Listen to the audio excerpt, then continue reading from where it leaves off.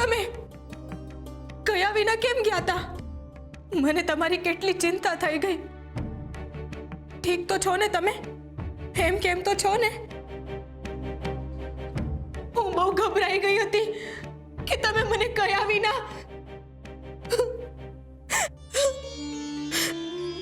પણ સારું થયું તમે આવી ગયા.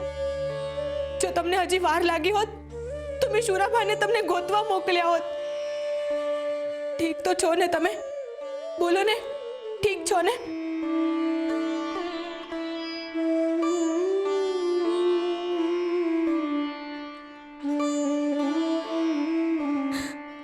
મારી ભૂલ થઈ ગઈ છે ભગત. કાલે રાત્રે મેં તમને જે કંઈ પણ કીધું એ હંધોય ભૂલી જજો. મેં તમારા હાટુ રોટલા બનાવ્યા છે, ખાઈ લો. તમે થાક્યા હશો ને? થોડો આરામ કરી લો હો ને? હા. ના, હવે આયા નહીં. હવે રોટલો અને આરામ બેય આપણા ઘરે જ.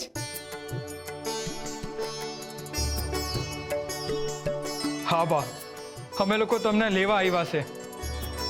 પણ ક્યાં? આવો તો કઈ સવાલ હોય તુલસી? બીજે ક્યાં? આપણા પોતાના જ ઘરે. મને આમણે હંધી વાત કરી કે રાતે ગોરાભાની તબિયત બગડી ગઈ હતી અને તમે બે બહુ હેરાન થઈ ગયા હતા. મને હંધુય કીધું છે આમણે. ગોરાબા, તુલસી, મારાથી બહુ મોટી ભૂલ થઈ ગઈ છે કે મેં તમને બેયને કાઢી મૂક્યા. હમણે મને કીધું એટલે મારું મન બિગડી ગયું છે. હું તમારી માને ઠેકાણે હોવી જોઈએ. હું જ તમારી વેરી બની ગઈ. અરે જે પેટમાં કોળિયા મૂકવાના હોય એ જ પેટમાં ખંજર ભોંક્યું છે મેં. જેઠ જેઠાણી તરીકે મારે તમને હૂંફ આપવી જોઈએ. તમને કોઈ તકલીફ ન પડે એનું ધ્યાન રાખવું જોઈએ. અને જો હું જ તમને તકલીફ આપું તો મને પાપ લાગે ને હું અભાગીણી આ ગોરાબા જેવા ભોળા ભગતને મૃત્યુદંડ અપાવવા નીકળી ગઈ હતી. એ વિચાર મારા મગજને કોળી ખાય છે. તુલસી, મારી ભૂલ મને માફ કરી દો અને પાછા હાલો ઘરે.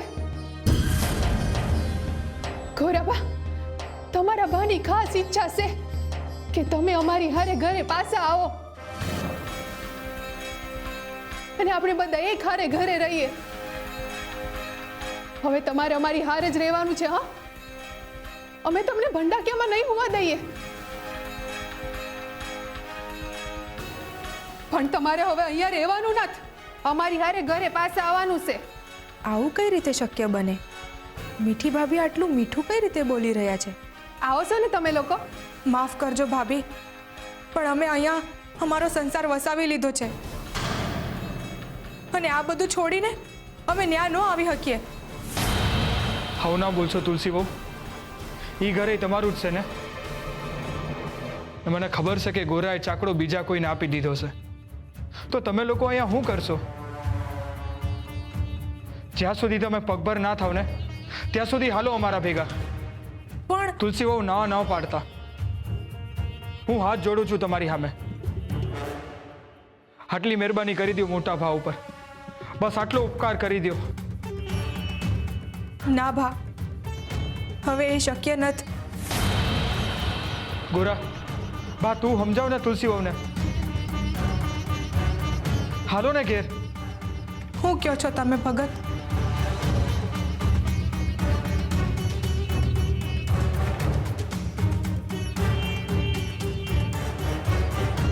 સારું, અમે આવીએ છીએ. બરાબર ને ભગત? હા, જેવી હરિની ઈચ્છા.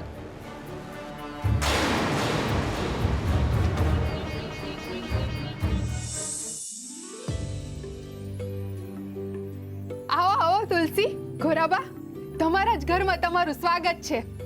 ગમે તે હોય ભા, ધરતીનો છેડો ઘર.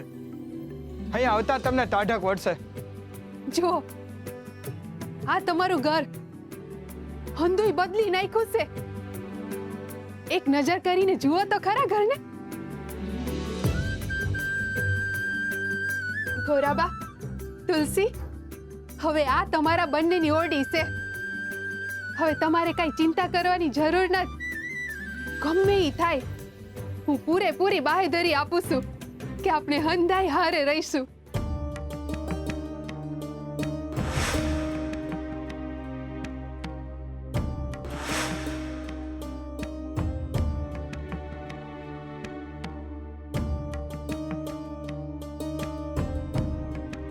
તુલસી બહુ શું થયું? હા, મટકી કેમ ગયા?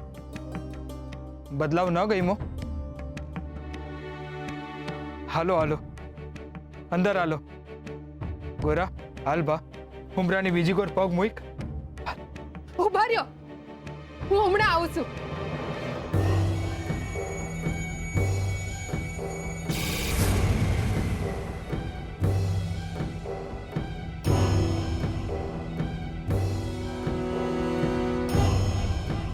આ શું છે મીઠી ભાભી?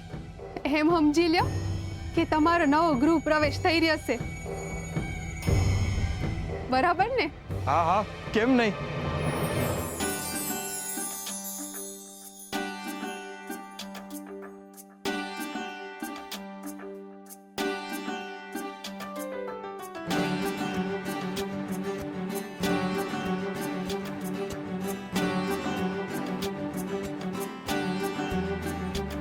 હાલો તો પહેલા જમણો પગ મૂકીને બંને અંદર આવો.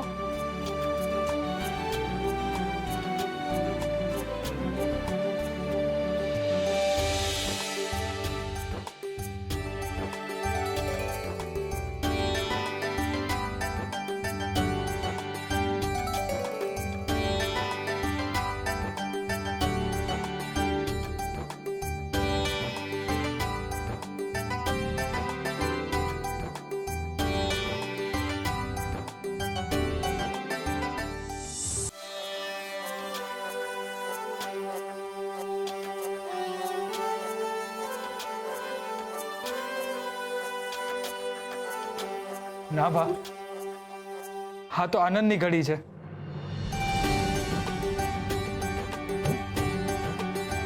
આજે આંસુ નહીં.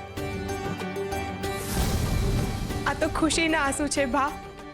આ આંસુ તો હૃદયમાંથી દુઃખને બહાર કાઢે છે. જુઓ ને, કેટલી આનંદની ઘડી છે આ. આટલી અદ્ભુત ઘડી છે ને આપણે હરીને ભૂલી જાય એ કેમ હાલે? હરે કૃષ્ણ. હરે કૃષ્ણ. મીઠી, તારો ખૂબ ખૂબ આભાર. ખરેખર ખરેખર આજે તે મારું મન જીતી લીધું. ગોરા અને તુલસી જેવા પાછા ઘરમાં આવશે એટલે શુરા પણ તારી નજીક આવશે.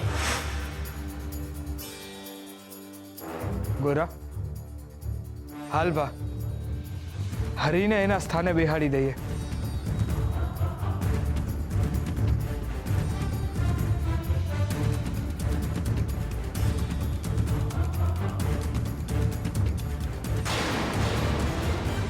આ પૂજારી બાપા છે હોશિયારો. એમની વાત એકદમ સાચી પડી. મારા વરને વશમાં કરવાનો એમનો આવું પાય તો ખરેખર રામબાણ નીકળ્યો.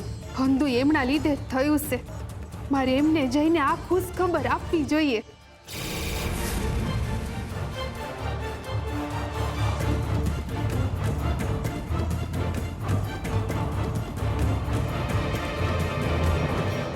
હરે કૃષ્ણ. હરે કૃષ્ણ.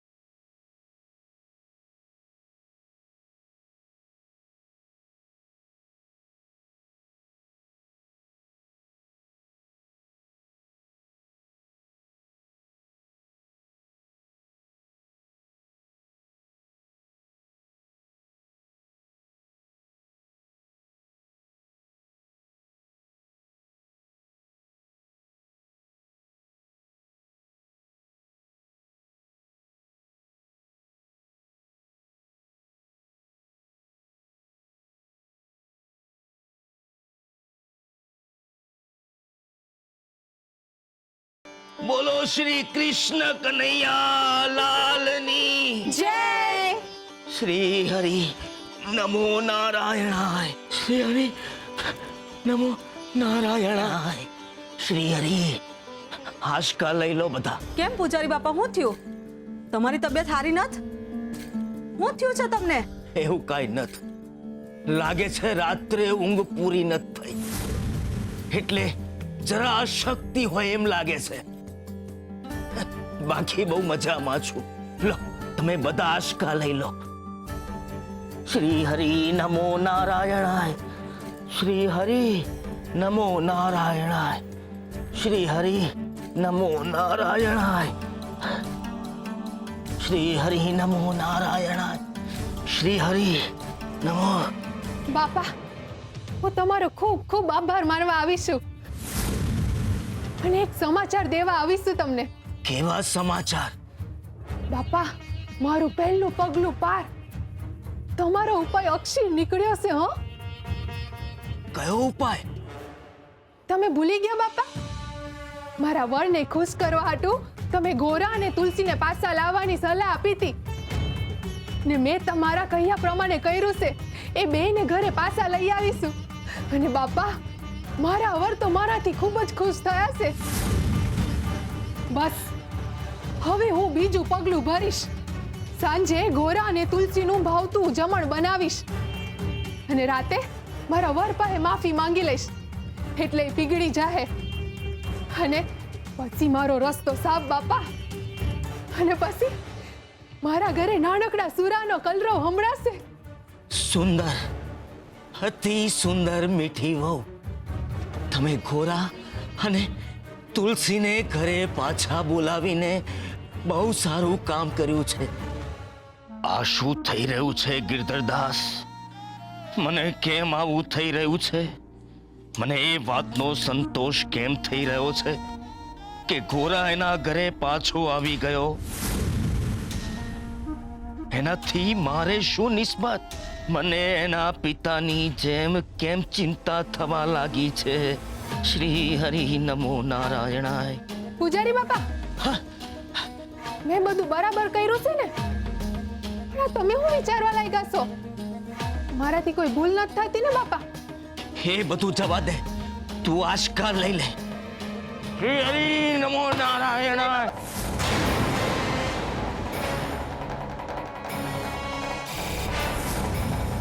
અનર્થ, ઘોર અનર્થ થઈ ગયો. હે પ્રભુ, આ શું અંદેશો છે? આ ઘટનાથી મને શું કહેવા માંગો છો? શ્રી હરિ નમો ના. પૂજારી બાપા, પૂજારી બાપા, હે ભગવાન, આવું થયું હશે, આવું થઈ ગયું.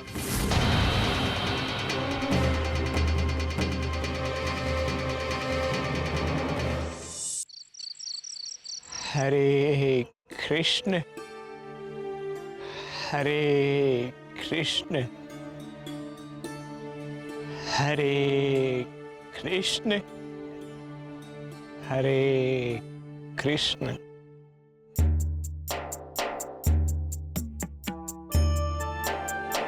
ભાઈબંધ, તમારું નામ મારું હૈયું હલાવવાનું કામ કરે છે. મારા જીવન અને મન પર પડેલા ઘા પર તમારું નામ દવાનું કામ કરી રહ્યું છે. પણ મને એક વાત જણાવો, શું ચાલી રહ્યું છે તમારા મનમાં? હું જાણું છું તમને અને સમજુ પણ છું કે તમારા મનમાં કંઈક તો હાલી રહ્યું છે. જ્યારથી મેં સંન્યાસ લેવાની વાત કરી છે ત્યારથી તમે મને બીજી બાજુ જ દોરી રહ્યા છો. મહારાજ મારા પિતા તુલ્ય હતા. એમના અગણિત ઉપકાર હતા મારા પર. ને મારી નજરની સામે જ તમે એમની હત્યા કરાવડાવી. પ્રભુ, આ સત્ય મને વિચલિત કરી રહ્યું છે.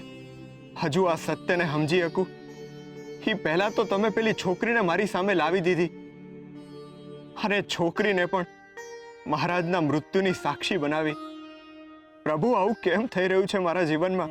મારા સંન્યાસ તરફ જવાના માર્ગમાં કેમ આવી મુસીબતો આવી રહી છે? ક્યાંક તમે મને ગૃહસ્થી તરફ તો વાળી નથી રહ્યા ને? તમારી ઈચ્છા એમ તો નથી ને કે હું ગૃહસ્થીમાં રહીને જ મારું મન પરોવું? પણ મારા નાથ, હવે મારું મન સંપૂર્ણ રીતે તમારામાં પરોવાઈ ગયું છે. તમારા સુધી પહોંચવાનો માર્ગ બતાવો કોઈ. હું તમારાથી દૂર નહીં રહી શકું. તમારા વિના મારું જીવન અશક્ય છે. મને તમારી પાસે આવવા દ્યો નાથ. હરે કૃષ્ણ, હરે કૃષ્ણ.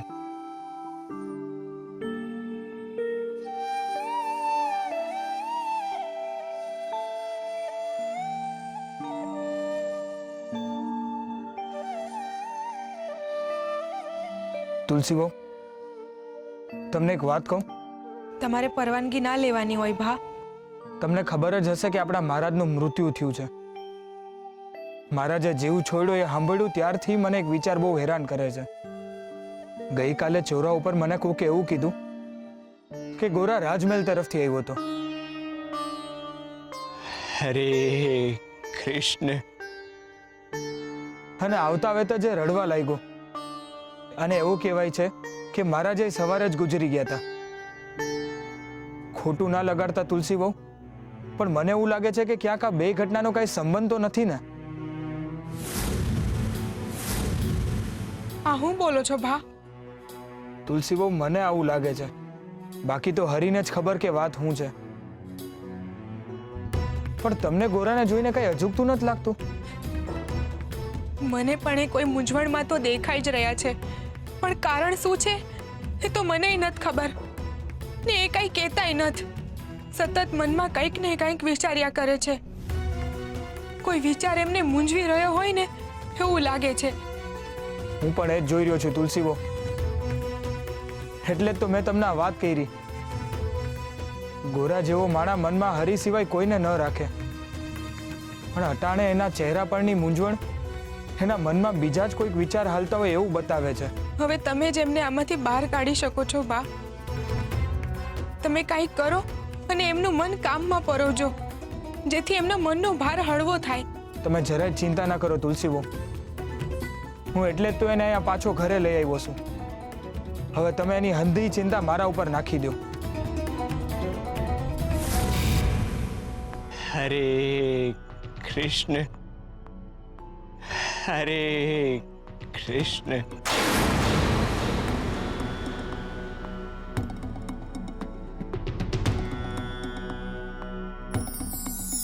સાચો માર્ગ.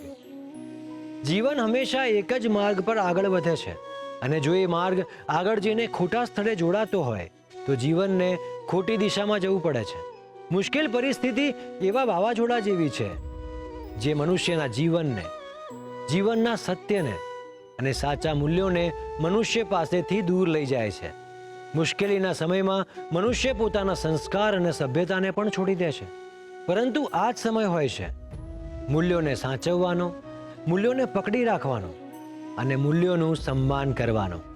જે મનુષ્ય મુશ્કેલીના વાવાઝોડામાં આધ્યાત્મના વૃક્ષને પકડી રાખે છે એ ક્યારેય ખોટા માર્ગે નથી વળતો. એવા મનુષ્યો વાવાઝોડું ક્ષમતા ફરીથી સાચા માર્ગે ચાલવા લાગે છે. તકલીફોમાં ઊભા રહી જવું એનો અર્થ એ છે કે તકલીફ પછી સાચા માર્ગે ચાલવું.